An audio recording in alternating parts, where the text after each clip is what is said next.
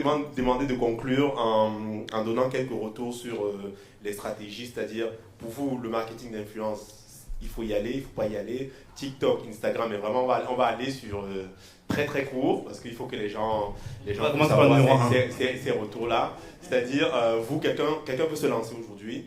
Qu'est-ce que vous conseillez en termes de stratégie? Mais on va aller sur 2-3 conseils. Est-ce qu'il faut aller sur TikTok? À quel point TikTok est important par rapport, par exemple, à Instagram? LinkedIn, on voit les comptoirs afro aujourd'hui qui ont explosé sur LinkedIn. Et d'ailleurs, c'est marrant parce qu'on voit tous les restaurateurs qui arrivent sur LinkedIn un à un et qui postent. Donc, pour vous, je veux me lancer aujourd'hui. On a beaucoup de traiteurs d'ailleurs qui veulent se lancer en restauration. Quels sont les conseils? On va donner 1 minute à personne.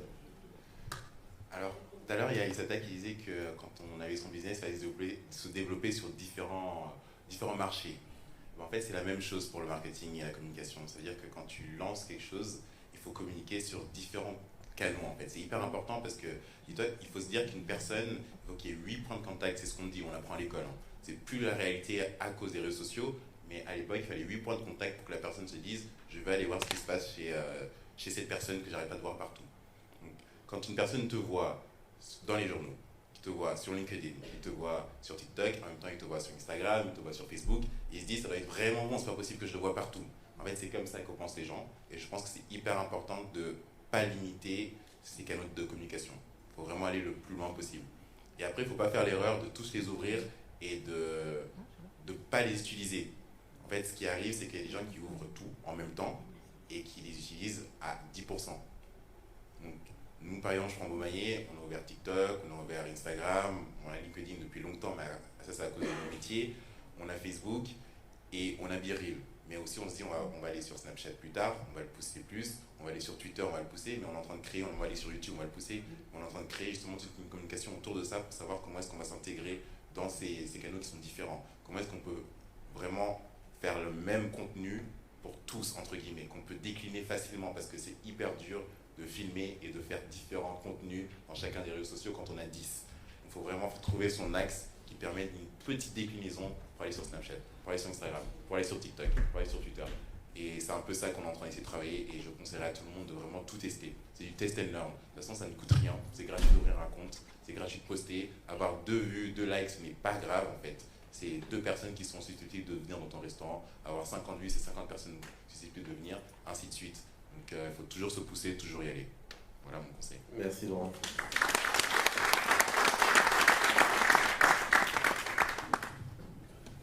Ce que j'aime bien dans ce genre de discussion, c'est que je suis toujours à l'opposé de ce que les gens disent, donc j'adore. On a deux sons de cloche, et sachez une chose, quoi que vous entendez aujourd'hui, n'écoutez que vous. Hein. La preuve avec ça va être mousson, moi j'aurais dit non, faites pas ça et tout, et cartonne. Alors, moi clairement, je suis beaucoup plus âgé, donc c'est peut-être pour ça que j'aurai une autre vision, enfin une autre. Au final, ça va se rejoindre, je pense. Je vais parler des traders, je pense que LinkedIn est peut-être plus approprié pour toucher une certaine cible que TikTok, enfin je sais pas, parce que TikTok, moi c'est la Ligue des Champions aujourd'hui. Aujourd'hui, je pense que même tellement de restaurants passent par TikTok, mais avec des équipes. C'est-à-dire qu'en fait, y aller seul, c'est très compliqué. Aujourd'hui, il y a de plus en plus de gens qui sont des créateurs de contenu. Et je pense qu'il faut s'accompagner, mais ça, c'est un vrai budget. Si on va sur TikTok, nous, on y va sérieusement, on n'y va pas. Et surtout quand c'est pas son métier.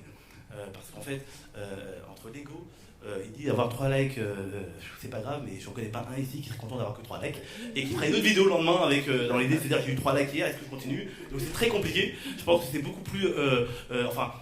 Des gens qui en font leur métier ou des gens qui travaillent dessus savent réellement comment faire et ça c'est un budget, donc je ne sais pas comment dire d'autre que se faire accompagner. Je pense Instagram c'est la base, pour moi Instagram c'est vraiment quelque chose qui est beaucoup plus simple, cohérent en tout cas et c'est une sorte de temps. Est-ce que j'ai le temps ou est-ce que j'ai pas le temps?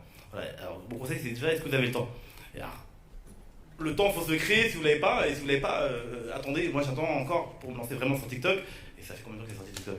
J'ai commencé à me lancer pendant le Covid, et j'ai arrêté parce que du coup, c'est impossible de faire tous les canaux, même si on est un peu partout. J'étais sur LinkedIn J'étais sur LinkedIn il y a 6 ans, 7 ans. Tu me dis, je viens d'arriver les cuisiniers, j'étais là. Sauf que j'étais endormi. Parce qu'à un moment donné, si vous n'avez pas cette récurrence de venir 2 fois, 3 fois par mois, en fait, il faut parler surtout de récurrence.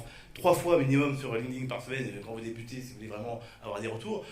Sur TikTok, je ne voudrais pas me prononcer tellement pour moi, il faudrait être limite tous les 2 jours, j'ai l'impression, pour avoir un retour. Ou en tout cas, créer du bad buzz, ou en créer des choses qui ont, qui comme disait l'histoire du mafé, enfin, si vous faites là-dedans dans le trash, entre guillemets, hein, là, vous pouvez aller et décoller très vite. Mais en fait, pour les traiteurs, comment on communique pour créer quelque chose de viral. Et c'est là où je pense qu'il faut soit être innovant, soit être accompagné, parce que juste faire un plat et dire oui, on est ouvert le jeudi, le vendredi, ça va pas servir à grand chose. Et c'est souvent en fait ce qui se passe quand on n'est pas, on n'est pas dans la communication, qu'on ne s'intéresse pas à ce qui se fait, c'est regarder tous les comptes traiteurs, tous les comptes food qui se font pour finalement comprendre un peu, entre guillemets, ce qui fonctionne dans votre niche.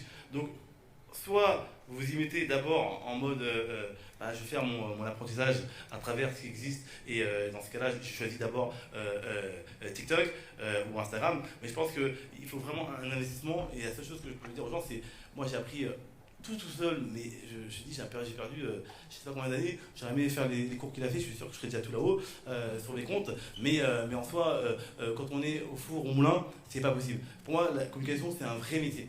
C'est vraiment un j'aimerais d'être sur Savane Mousson qui ont un budget de 7% sur le chiffre d'affaires. Moi, 7%. Donc voilà. Je passe le micro à Flora. Mais s'il vous plaît, si vous rentrez sur TikTok,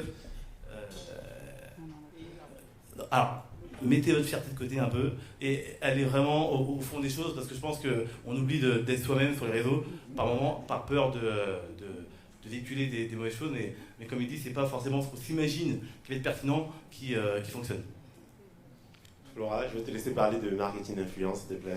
Et après... quand on parle de marketing d'influence, je pense qu'on doit aussi parler des influenceurs. Ça m'étude juste. Non, ça moi c'est une erreur que je fais, et j'aimerais vraiment, parce qu'on connaît que les Noirs ils sont un peu comme moi, certaines choses, et il ne faut pas ravaler votre fierté. Quand je dis ravaler votre fierté, c'est très des influenceurs, c'est quasiment indispensable aujourd'hui. Moi je suis entre guillemets anti-influenceur, où j'ai l'impression que si jamais il vient parce que j'ai contacté et qu'il va forcément dire que c'est bon, donc c'est pas vraiment bon parce que j'ai un peu. Vous voyez, et du coup, c'est pas bon. Vraiment. Bon, et je tenais à préciser parce que je fais un travail sur moi-même pour travailler des influenceurs. J'y arrive pas encore. Guy Ultime est venu, mais je peux vous dire que ça faisait 1 an qu'il devait venir et je n'étais pas pour des raisons un peu comme ça. Mais je sais que vous travaillez aussi avec des influenceurs, et quand je vois le retour de Savane Mousson avec justement l'influence, et je dis que en fait c'est vraiment l'avenir. Donc si je dois conseiller une chose par rapport à TikTok, c'est le plus simple, c'est travailler avec des influenceurs. Travailler avec des influenceurs, pas les mauvais, les bons, et avoir une stratégie avec l'influence. Merci Rudy. Moi, je vais me situer un petit peu entre les deux, parce que je pense que là où je suis hyper d'accord avec Laurent, c'est que le branding, le marketing, en fait, il faut le marteler. Donc oui, il faut multiplier en fait les canaux de diffusion, donc les basiques, Instagram, Facebook. Moi, je mets à part Twitter, parce que c'est vrai que Twitter, pour les restaurateurs, c'est encore un autre réseau qui mérite en fait de se pencher un peu de plus.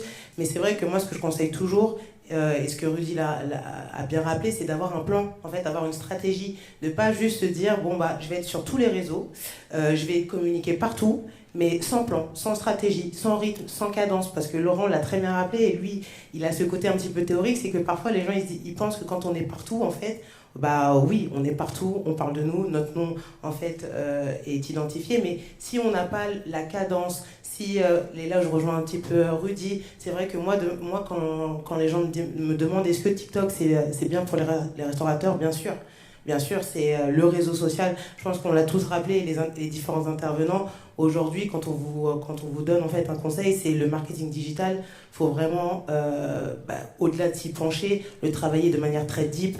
Demain, quand on se met sur TikTok, on se met pas sur TikTok pour aller faire une vidéo en fait par semaine, ça n'a aucun sens. Là où je rejoins aussi un peu Rudy, et moi je suis comme vous, quand on s'est lancé sur TikTok, on va faire vidéo avec 3 likes et genre à peine un commentaire, franchement ça me saoule, c'est pas ça qu'on cherche en réalité. Et c'est vrai que là où ils sont très forts, et là aussi ce que je vous ai expliqué en fait au préalable, c'est sur quelle histoire en fait vous allez raconter sur chacun de ces canaux, mais surtout en fait comment et de quelle manière vous allez le marteler. Franchement, marteler votre message, c'est hyper important. Et je rebondis donc du coup sur la question que tu m'as posée, Blériot, sur le marketing d'influence. Pareil, je suis mitigée en fait sur les deux. Quand je dis mitigée, c'est que bien évidemment en fait le marketing d'influence, ça va vous apporter la visibilité, ça va vous apporter en fait les views, du coup le following qui arrive derrière, tout comme mes confrères quand le GOAT, parce que moi je les considère vraiment comme le GOAT des comptes en fait influenceurs foot, quand le guide ultime en fait vient chez vous, forcément en fait derrière les retombées c'est sans appel, vous doublez en fait votre following, vous doublez votre reach, votre engagement. Et c'est vrai que là où tous les influenceurs, parce qu'il faut pas croire, hein, nous on est tous partis les séduire, les chercher, etc.